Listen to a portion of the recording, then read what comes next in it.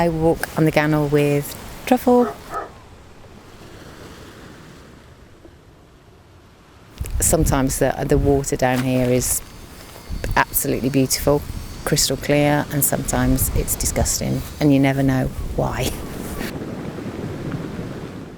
Following the news over the summer that raw sewage was being pumped into our waterways and along our beautiful beaches, I have received so many messages from constituents who are horrified that water companies are polluting in this revolting way. Water companies are allowed to discharge into rivers and seas when there's a risk of pipes overflowing, but the criticism is that it happens too often, not just when there's been heavy rain but light rain too, and that there hasn't been enough investment in infrastructure to stop it from being needed.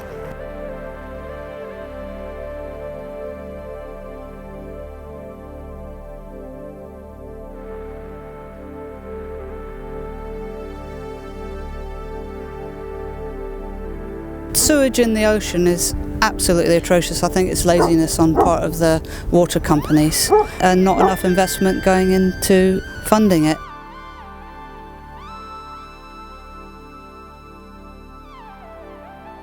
There's old pipes eventually being replaced down here, thank goodness, because we've had some terrible spills in the River Gannel.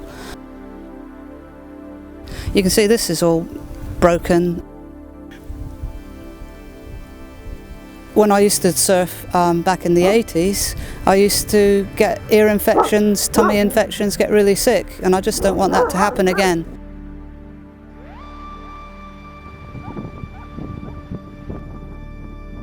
We've had about 12 incidents already, and we're in, what, September this year? Yeah. So it's not good. It's laziness. I wish the water companies would pull their fingers out, really.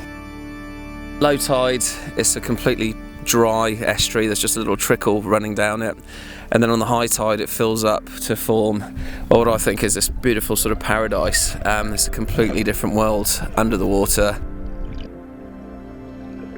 and it's absolutely fantastic for swimming up and down. On the pushing tide you can jump off the headland and swim up with the incoming tide and then turn around and swim back out.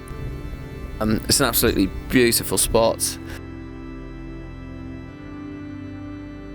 Unfortunately, there's a couple of overflow outlets and a sewage overflow here that there's been quite a few problems with recently. So when it does rain, it's a no-go zone because all of the overflow ends up in here.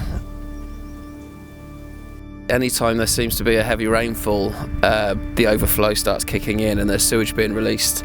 The Surfers Against Sewage app's really good for knowing when that's happening, but unfortunately you can pretty much tell by the weather forecast every time there's a heavy rain it seems that there's overflow getting poured in here.